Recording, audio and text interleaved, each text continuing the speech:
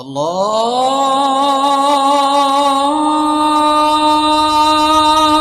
আকবার, আল্লাহু আকবার।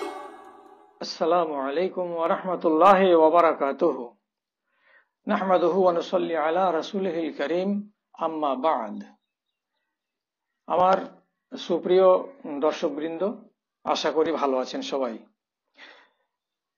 রমজানকে কেন্দ্র করে আমার যে আলোচনার পর্ব চলছে তারই আজকের এক অংশ। আমরা জানি যে রোজা বড্ড শক্ত ইবাদত। 14 ঘন্টা, 18 ঘন্টা, 19 ঘন্টা ধরে না খেয়ে একে পালন করা চারটিখানি কথা নয়। খানা পানি থেকে নিজেকে দূরে সরিয়ে রেখে এই শরীরটা এত সতেজ, তাকে আবার শুকাতে শুকাতে আমরা একদম এমন পর্যায়ে চলে যাচ্ছি যে আমার ওজন কমে যাচ্ছে, আমার গ্লেজ কমে যাচ্ছে, আমার শক্তি কমে যাচ্ছে। তাহলে ইবাদতটা কত শক্ত! এই ইবাদত এত শক্ত হতে গেলেও মানুষের ভেতরে তো রকমারি আছে। মানুষ কেউ দুর্বল আছে, কেউ রোগী আছে, কেউ বয়স্ক আছে, বিভিন্ন রকমের মানুষ আছে। যদি আল্লাহর পক্ষ থেকে কোনো ছাড়ের ব্যবস্থা না থাকে তাহলে তো যারা অসুখ, যারা বৃদ্ধ, যারা অচল, তারা তো শেষ হয়ে যাবে। আল্লাহ রাব্বুল আলামিন এতটাই মেহেরবান তার বান্দাদের উপরে যে এত কষ্টের রোজাটাকেও রব্বুল আলামিন ওইখানে একটা অপশন রেখেছেন যে যারা পারবে না, অপারগ, তাদের জন্য এর উপরে কোনো চাপ নেই, বিকল্প ব্যবস্থা আছে। আল্লাহ বলছেন, লা ইউকাল্লিফুল্লাহু নাফসান ইল্লা উসআহা। আল্লাহ রাব্বুল আলামিন মানুষের সাধ্যের বেশি তাকে কষ্ট দিতে চান না। তাহলে যার এটা অসাধ্যের মধ্যে পড়ে যাবে সে ব্যক্তি ছাড় গ্রহণ করবে। এখন প্রশ্ন হলো, তাহলে রোজা থেকে ছাড় পাবে কারা? এই উত্তরে আপনাকে বলবো, আল্লাহ তাআলা সূরা বাকারায় 184 নম্বর আয়াতের ভেতরে বলছেন, ফামান কানা মারিদান আও আলা সাফারিন ফাইদ্দাতুন মিন আইয়ামিন উখার। দু ক্যাটাগরির লোককে আল্লাহ বাছাই করে নিয়েছেন যে এরা ছাড় পাবে এই কঠিন ইবাদত থেকে। এক, যারা রোগী। দুই, যে ব্যক্তি বাড়ি থেকে বিদেশে গমন করেছে, যে মুসাফির। এই দু প্রকারের মানুষ, তাকে আল্লাহ রাব্বুল আলামিন কষ্ট দিতে চান না। ও ব্যক্তি ইচ্ছা করতে গেলে রোজা ছেড়ে দিতে পারে।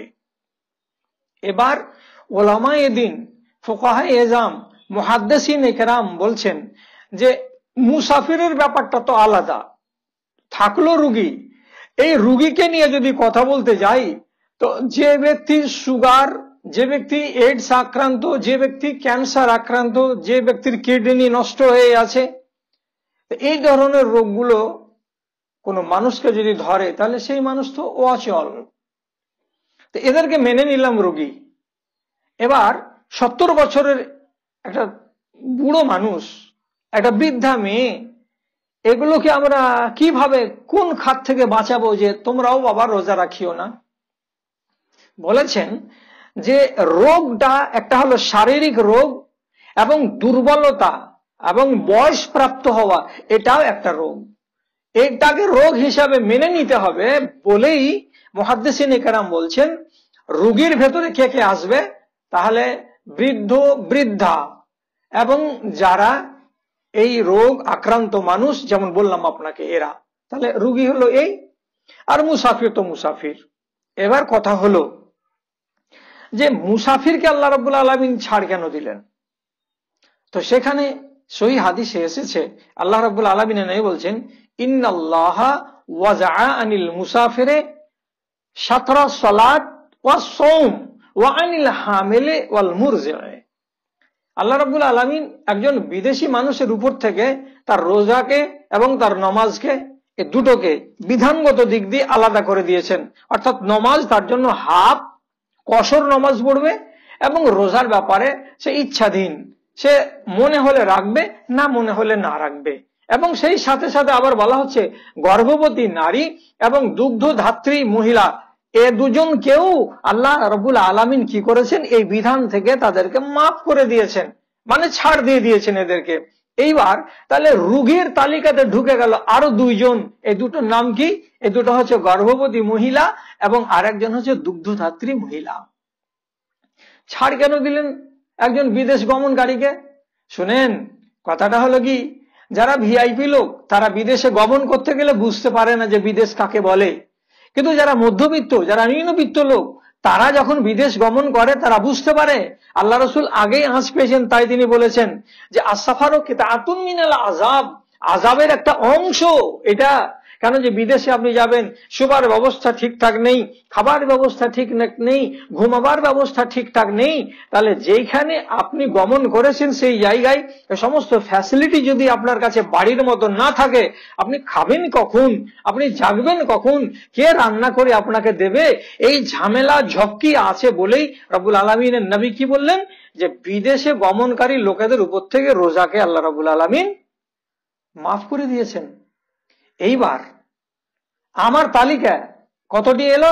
রোগীর নামে এলো, আপনি দেখুন, বৃদ্ধ, বৃদ্ধা এবং যারা স্থায়ী মারাত্মক রোগে আক্রান্ত।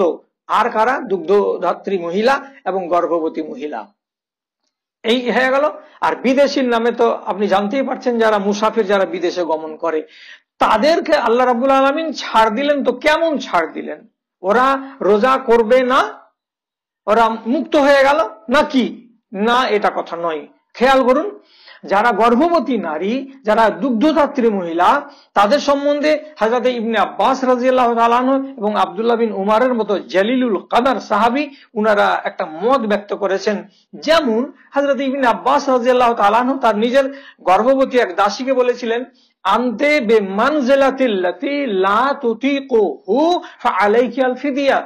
গর্ভবতী তার একটা দাসী ছিল, তো সেই গর্ভবতীকে হযরত ইবনে আব্বাস বললেন, ইনি তো সবচেয়ে বড় মুফতি, বলছেন তুমি তো এখন রোজা রাখতে পারবে না, হ্যাঁ, সুতরাং তোমাকে এই বিধান থেকে তো আল্লাহ তাআলা ছেড়ে দিয়েছেন, ছাড় দিয়েছেন, তুমি ফিদিয়া দিয়ে দাও, অর্থাৎ রোজার বদলে যেটা দিতে হয় কাফারা, তাকে বলা হয় ফিদিয়া। ফিদিয়া দিয়ে দাও, ফিদিয়া দিয়ে তুমি রোজা থেকে মুক্তি গ্রহণ করে নাও।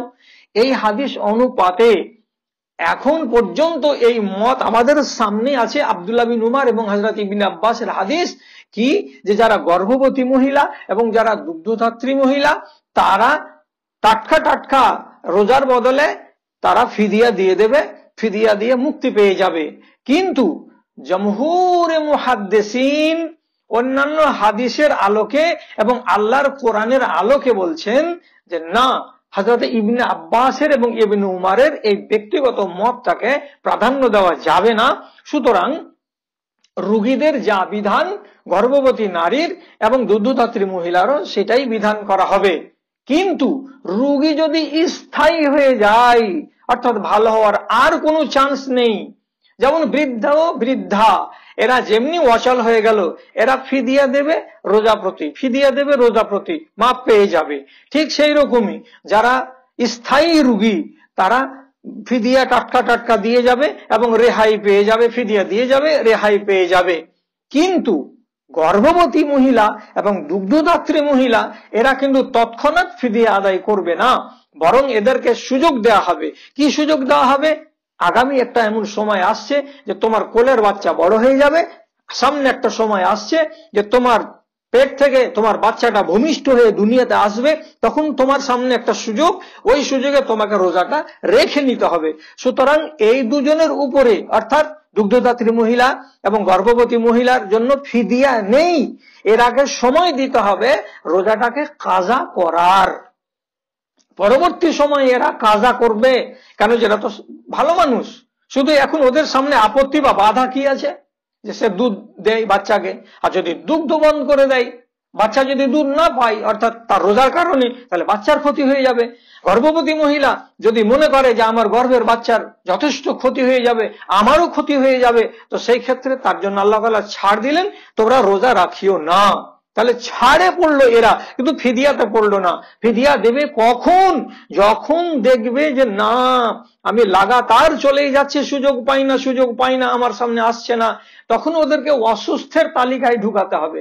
অবশ্যই একদল লোক বলছেন কি যে না, এনারাকে অসুস্থের ভেতরেই ঢুকিয়ে নিতে হবে। যাই হোক, আপনাকে আসল মত যেটা সেটা বলে দিলাম। এদের ছাড় মানে কি, পরবর্তী সময়ে কাজা করা। কিন্তু বৃদ্ধ বৃদ্ধা এবং স্থায়ী রোগী যারা, পরবর্তী সময়ে কাজা করার এদের কাছে টাইম নেই, এরা ভালো হবে না, আর এদের বয়স আরো বাড়তে থাকবে, কাজে ওরা টাটকা ফিদিয়ে দিয়েই যাবে। ঠিক সেই রকমই আর একজন যিনি মুসাফির মানুষ, তিনি বিদেশে আছেন বলে উনি যে ফিদিয়া দিয়ে যাবেন প্রতিদিন, যে আমি এক মিসকিনকে খানা দিতে থাকলাম, এক মিসকিনকে খানা খেতে দিতে থাকলাম, না, তা হবে না। কেন? আপনি বাড়ি থেকে ফিরে আসবেন, কারণ যে আল্লাহ পাকের রাসূল বলেছেন ফাইজা কাজা নুমাতাহু ফালইউআজ্জিল ইলা আহলিহি, যখন বিদেশের কাজ শেষ হলো তাড়াতাড়ি বাড়ি ফিরে আসুন। বাড়ি ফিরে এসে যদি আপনি 5টা রোজা পান 5টাই করুন, আপনি 10টা পান 10টাই রোজা করুন, যে কটা পাননি সেটুকু আপনাকে পরবর্তী সময়ে কাজা করে নিতে হবে। আপনার কিন্তু ফিদিয়া নেই, আপনি ফিদিয়া দিয়ে ছাড় কোনো সময় পাবেন না। তাহলে এটাই যদি হতো 30 বছরের মানুষ, আমি কি করতাম? বিদেশে গমন করেছি বলে বিদেশে ছাড় পেয়েছি, বাড়ি এসে তখন আমি কি বলবো যে ফিদিয়া দিয়ে দিই, তাহলে আল্লাহ তাআলা আমাকে ছেড়ে দেবেন? না, তা হবে না।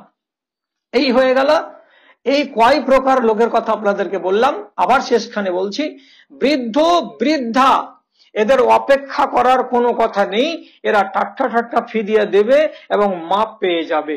সেই সাথে সাথে যারা স্থায়ীভাবে আক্রান্ত, এইডস এর রোগী, ক্যান্সারের রোগী, তারপরে সুগারের রোগী, কিডনি ফেলের রোগী, এরা ভালো হবে না।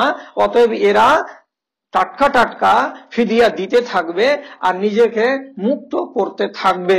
তারপরে যারা গর্ভবতী এবং দুগ্ধদাত্রী মহিলা, আর তার সাথে সাথে হচ্ছে এই বিদেশে গমনকারী, এই 3 জনকে রোজা কাজা করতে হবে পরবর্তী সুযোগে।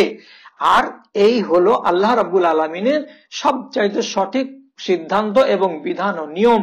আল্লাহ রাব্বুল আলামিন আমাদের সবাইকে নিষ্ঠার সাথে এগুলোকে বুঝার ও পালন করার জন্য সুমতি দান করেন। আমিন। ও আখির দাওয়ানা আনিল হামদুলিল্লাহি রাব্বিল আলামিন।